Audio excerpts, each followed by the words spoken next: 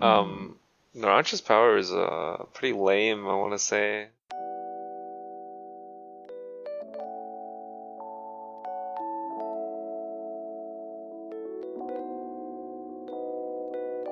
Welcome to episode 24 of the Amb Ant Podcast. I'm Anthony.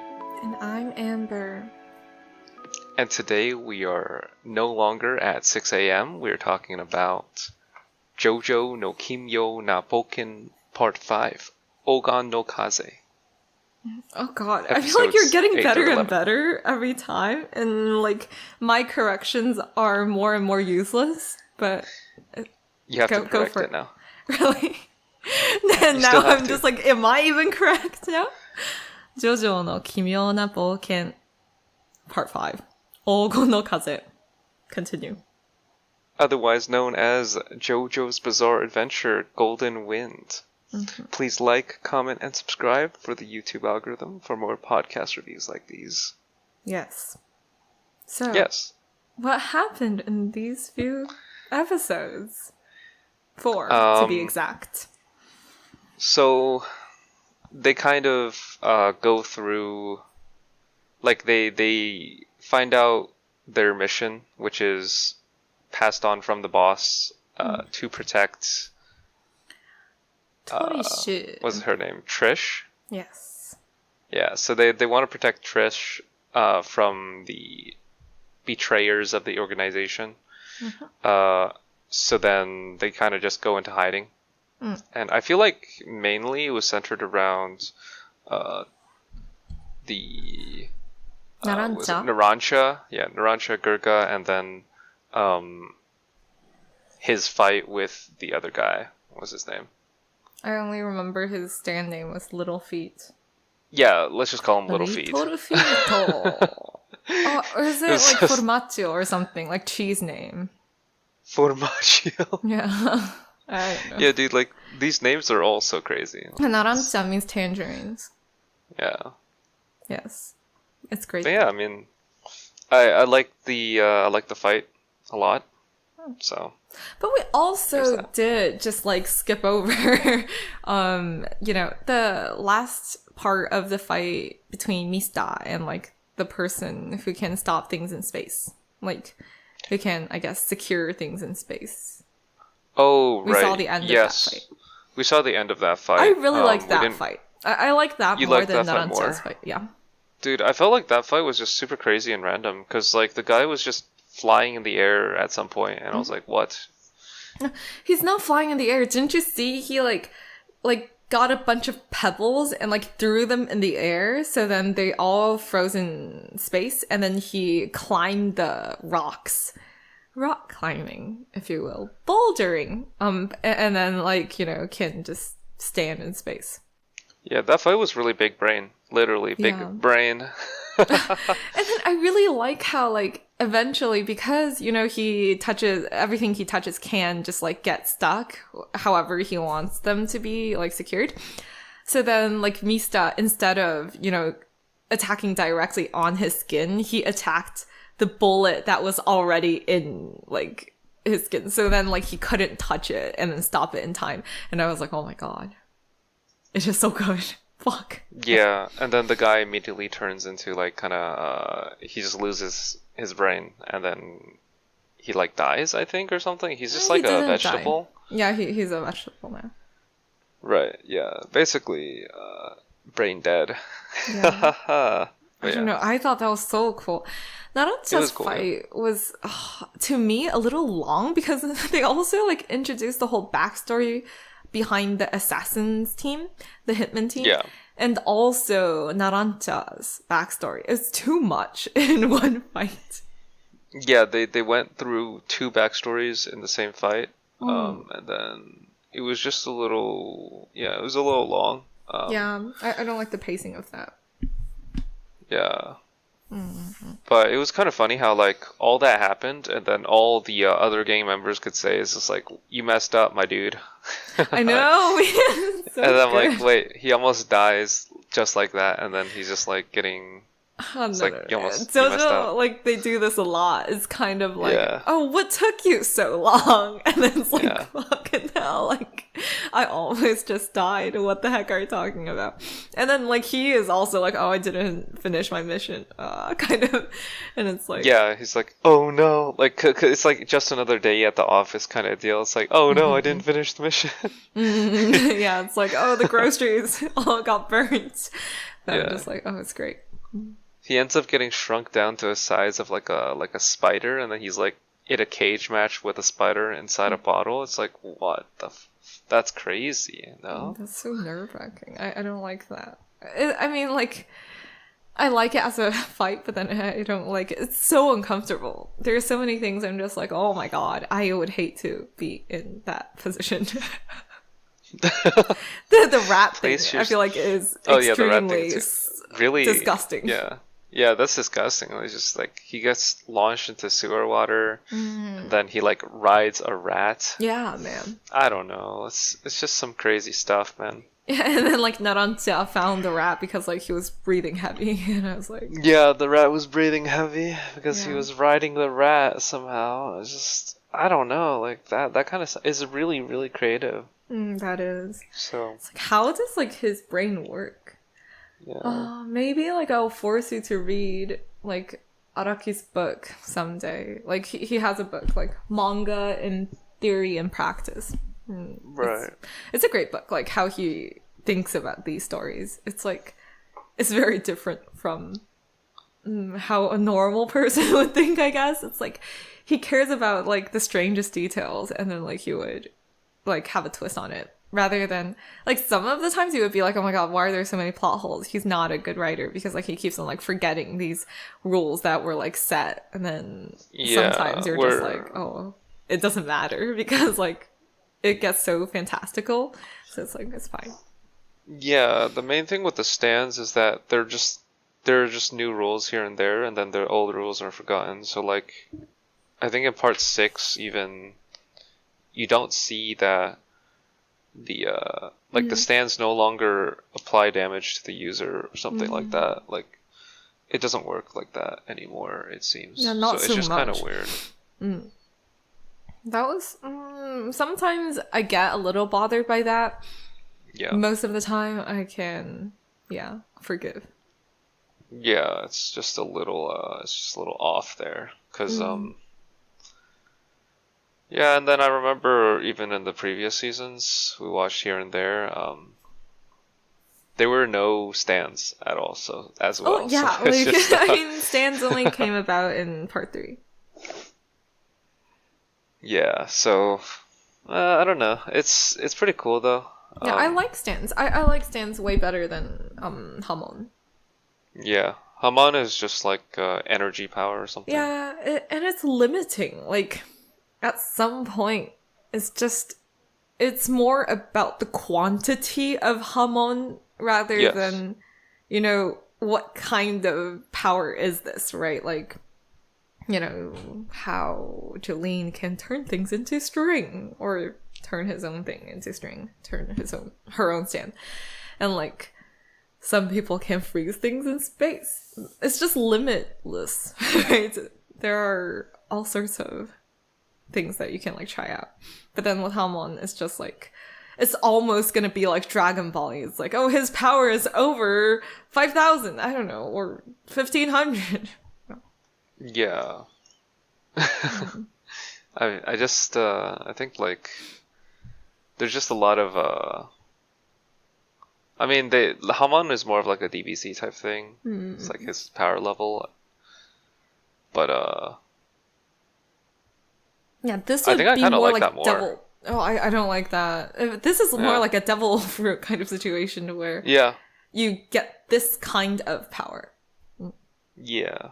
Like you get to do one thing. And then you And can then you try can- to creatively yeah. use that. You can creatively use that one thing, yeah. Whereas like it seems like if you have like Hamon or like power levels type thing, then you can kind of do everything. I guess, which makes it less interesting because you kind of already know who wins. Yeah, and also I feel like you can kind of like do everything because it's like, oh, Hamon is like life energy. Right. And then it becomes kind of random. It's like, I don't remember if you watch like, you know, Caesar in part 2 can like control the woman because like, you know, when he was kissing her, like he put his Hamon into her so then he can like control a person. And then it's like, wait, is that how it works? It never worked like that again, ever again. But okay, sure. Yeah, some kind of insane power. I feel like it was just way looser back in the day, and like now it's more like there are a lot more restrictions, and because of that, he kind of has to think outside the box to like how to utilize all these different kinds of powers. Yeah. I definitely think there's just a lot of creativity that you can apply to, I guess, one power that makes it very interesting because people just maybe it's more of like people like to see, or just I'm trying to wrap my head around like the one power versus like all powers type deal, because like it seems like a lot of the more popular, I guess, anime, they just have like one thing that they do. So like, What do you mean? I feel like that's not really true. okay, Because like Naruto, they all have at least like 5 elements, right? Bleach, everyone has a power with their sword. Like, you know how like, yeah, they have Lugia like can do like ice and whatever. yeah, they have like that one power, right? Or they have like a No. signature thing. Oh yeah, exactly. Maybe I didn't understand you. I feel like I might have understood you the opposite way. But yeah, everyone has a unique thing, kind of.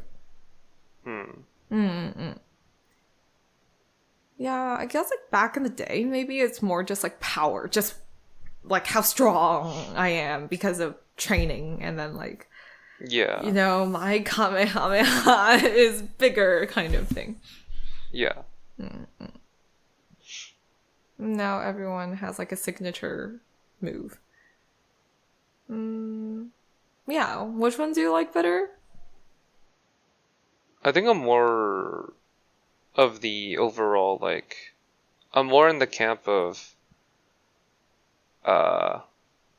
just like having more like being able to do everything kind of deal. Like Goku can like do all the things. He can do like, because he's so strong, like he can just kind of overpower everyone with his fists, and then like also Kamehameha, and then like also instant transportation or instant teleportation, and then also like solar flare or something like that. Like just like doing all the things he could do. Like he has a signature, and he can also do all the things. I think I'm more. What in is that the signature then? Kamehameha, I think. But then other people can do Kamehameha too. That's true, actually. Kameseni. That's true. It's just like his Kamehameha is just more powerful because he has more like power. Yeah. And this just became a Dragon Ball discussion, which I don't That's true. mind. I have to say. That's true. But yeah. Yeah, I think I'm more of like a fan of that. This one is very interesting though. Just because, you know. And then for One Piece, I think like they have one thing that they do. Like Luffy is just a rubber man, and like Zoro is just a sword guy. But then they can like kind of make it very unique. I think less so for Zoro, but yeah. Yeah. Less so for Zoro. It's like just the devil fruit users are very just like that is their one thing. And then like other people, it's more like it's looser. It's like they can develop different things, kind of. Yeah. For stand power in JoJo's, it just I don't know. I haven't like watched season 3 or season 4 too much, but from what I've seen so far, it just seems like 1% only has one thing, and then they just do that one thing, and then they can, you know, use it in very creative ways, but it's kind of limiting, and it's also they're all humans, so not all, but like mostly humans. Yeah. In JoJo, They're vampires. So, there is yeah. a person who might be an alien. We don't know. That's okay. Yeah. So there's just they're mostly humans just doing one thing. They have like one power. And then it's kind of just like an urban fantasy type like twist on I like see that. yeah, this one is like an urban fantasy twist on like Italian gangs in like the early 2000s or something. Yeah, the mafias. It's kind of cool. But yeah, I feel like this is like a completely tangent. It's like now that I'm like thinking about the whole setting of part 5, the thing that bothers me the most is how Giorno is very invisible most of the time. The main character. Yeah, I just didn't see him much in these 4 episodes. Like, if in at a all. lot of episodes, you'll see.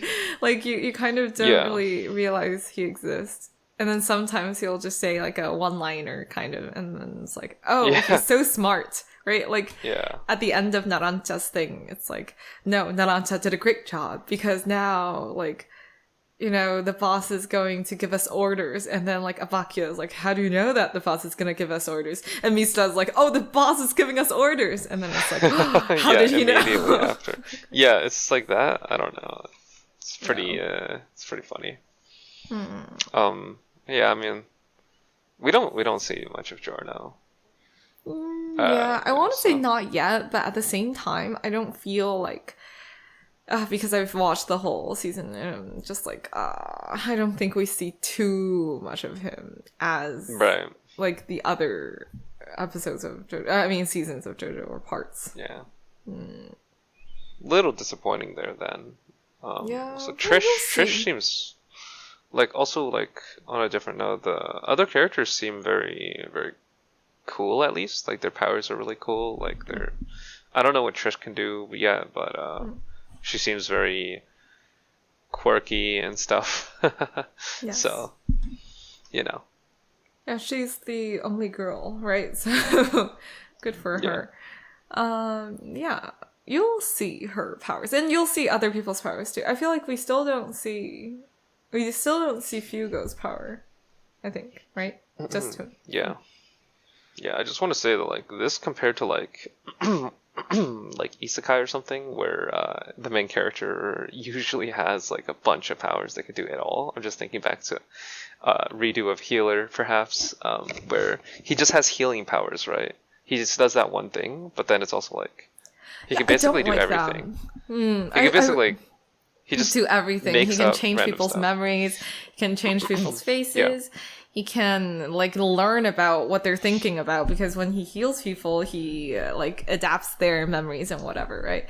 Yeah. And then he can, I don't know, boom, shakalaka, make explosions, make people explode. That, I just feel like, I want limitations, so then it becomes more, like, in a way, like, stressful. It's like, oh my god, then what can he do here? You know, it's like, oh, his power wouldn't work in this situation. Dun dun dun. Yeah. So JoJo's, they kind of over explain everyling. So that, like, they do. That's sometimes it's really funny, really annoying. Sometimes funny. Well, I mean, it's like every single time they just like they have like a pause where the characters are just talking about stuff, and then they go into the fight again. Like they're just like talking. Yes. Like they're explaining the powers and stuff. It's pretty classic, like, and very quirky because it's so classic back in the day, and like now that doesn't really happen anymore. Yeah. It's like, oh god, why? Just so it's like back in the day, it was like every anime was kind of doing the over explanations, and then now they're doing like less and less explanations. Things are just happening, and then JoJo's is still doing that, so it's kind of refreshing to see the transformation of like the other animes, and then now back to this, still happening here, still good. But I just feel like I like JoJo's explanations more than like Hunter x Hunter's explanations. Hunter x Hunter, they also like freaking info dump you on things, and then I sometimes don't like it because I feel like JoJo, like they kind of like during a fight they pause for like like 10 seconds to talk about something, and then they keep on fighting, and then maybe they'll pause again and then talk about it. But then like Hunter x Hunter, sometimes it's just like this one chapter, especially when you read the manga, this one chapter is just explaining things, and then that's like, oh, can't you just like break it up into digestible pieces and sprinkle it in? Apparently don't interrupt the flow, basically. Yeah, it's like sometimes I feel like JoJo does interrupt the flow, but it's almost funny because of the kind of like odd feelings of it. But then like Hunter x Hunter, sometimes it's just like, oh my god, they're trying too hard to make me understand, like make sure I understand what's going on. And I'm like, oh god, just, it's okay. Like, I don't need to know so many like details about this power. It's okay, just move on. Yeah, basically. I feel like it's just pretty good in that regard, because JoJo's doesn't really allow that. Well, I mean, like allow for. I mean, I don't even know if that's true, because they did cut to a entire cutscene explaining the entirety of like both characters' backstory within the fight. So I'm just like, whoa, that's also just like, that felt a little long. I didn't need to know all about Narancia's life in that moment. But I guess it's like where else are you going to show you? Like, I don't know. Like, would it be better to like learn about him beforehand or during? Or maybe it's I don't necessarily know. To me, almost like I don't actually care that much. It's like god, it's just like that like balance between like making your audience care for the character. Like if he is endangered, you want the audience to be like, oh no, like I don't want him to be like this. Please, someone help him. Or like, no, he has to stand up, right? Yeah. But then there's also the feeling like, oh god, I don't need to know like him from like childhood to like adolescence to like he's not even an adult. Yeah, it's like I don't need to know this much about him. Like I care about him enough. That's good. Stop here, kind of. Right. Yeah. Just thinking in terms of like, how can they do backstory without people just being like, oh, I'm bored of this backstory, let's go. Like, because I'm always kind of bored of backstories. Like, I get bored very even easily. In One Piece? Yeah. Kind of don't care that much. Oh. Like, especially if you're giving like a huge backstory on like an evil character or something. I'm just like, evil character? I don't care. Because we're not going to see them again. So it's like because especially that backstory about the guy that he was going to kill anyway was like little feet. I didn't really need to know. I mean, like they weren't really like giving us his backstory. It's more like the whole hitman like group. It's like they want to like get the drugs from like the source that the boss got it from, and then like they want to dominate the drug trade. Okay. I think it was done from his perspective, so I was like, so yeah. But also I feel like, to be quite honest, this is my second time watching this part, right? And then the first time watching it, I was actually so confused. Maybe I was just like skipping through a lot of parts, and then I was mainly looking at the fights. Yeah. I didn't really understand the whole Hitman thing the last time I watched it. Like, and now I'm like, it all makes sense. Because like they become like a pretty important like opponent. But at the same time, you know that they're also kind of like betraying, because like they want to stop the drug trade in all of Italy. Yeah. And so, but then they also have to like work for the boss, so then they can get the boss's trust to get closer to him to, you know, eventually kill him. But that. Yeah, I mean, it's a little bit of a mess. Yeah, so when I was watching it back in the day, I did not wrap my head around that. I was just like, oh, fights are cool. These people have cool powers. let me see. That's all. So it's like I remember people's powers, but like I have no idea why we're even fighting them in the first place, and I didn't really care. Yeah. Narancia's power is pretty lame, I want to say. His little airplane just kind of misses all the time. Like Yeah, I think that get fight bothered. it's so awkward because like what does that thing do if it just misses like it misses its target until the end. And then it's like, oh, suddenly it's accurate again, but like Yeah. like What was I it don't doing know. before? What was it doing like this entire time? Like it was shooting right at him. No, it was like the guy was right out in the open. Bullets fly really fast. There's no way he's like running, especially when he's small too. Like there's no way he's running like super fast, right? Like, I don't know. Yeah. Yeah, I stuff like definitely that. agree. It's just Naruto's power I don't like, also because it's like almost too simple. Like his stand is just a toy plane. Period. And, yeah. and however, I have to say, I really like how he always like lands the plane on like his hands. Like it's like a runway. Like it kind of like goes like pew, on his shoulders. And that visually I enjoy. Yeah, I mean, there's just a lot of elements of these stands that are just very theatrical. Stylistic. Yeah, stylistical. Yeah, it's just over the top. They just like use them in such crazy ways. I'm excited to like watch more because I kind of got really into this one. This one was just hilarious. You don't really know if they're trying to be hilarious or are they just like, I don't know, the situation is just funny. But yes, agreed. Yeah, this is really good. So, how'd you feel Rating about it? again? Huh? Rating again? Or Rating? Are you asking me? Oh yeah, what's your rating for these couple of episodes? I don't like Narancia's fight. Oh, I actually really liked Narancia's fight because it was hilarious. I know. Yeah, I was like, wow, this is so cool. I There's really liked Mista's fight.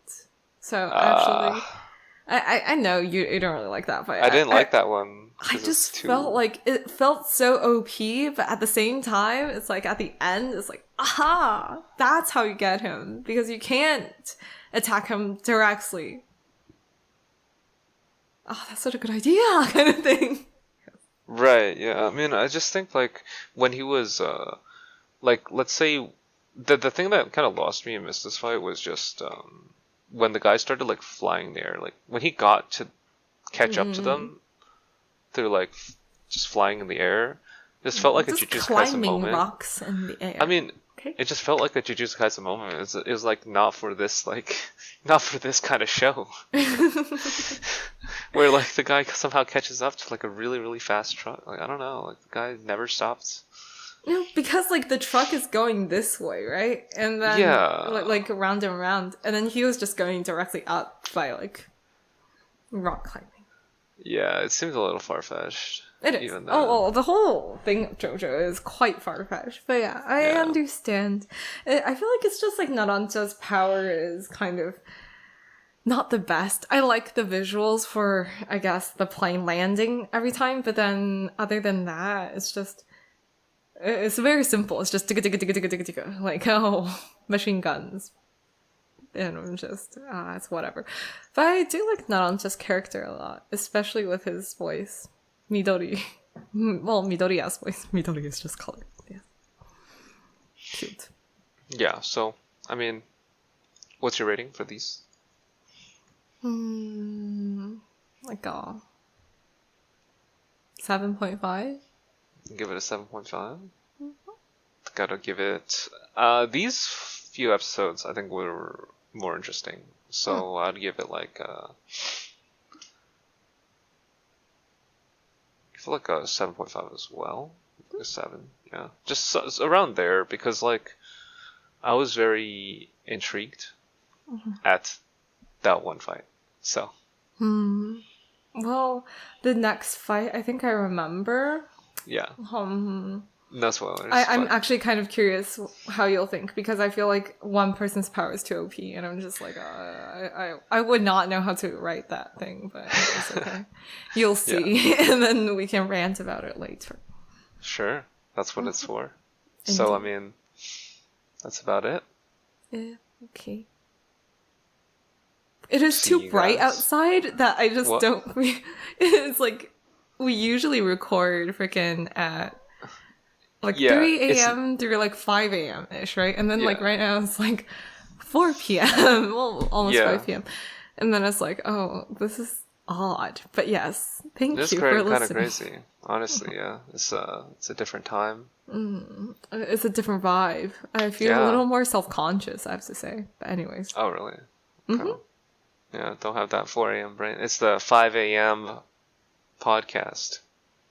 5 a.m. and Ant podcast. Yes. Very funny. Very good. Okay. See you guys. Bye. Bye.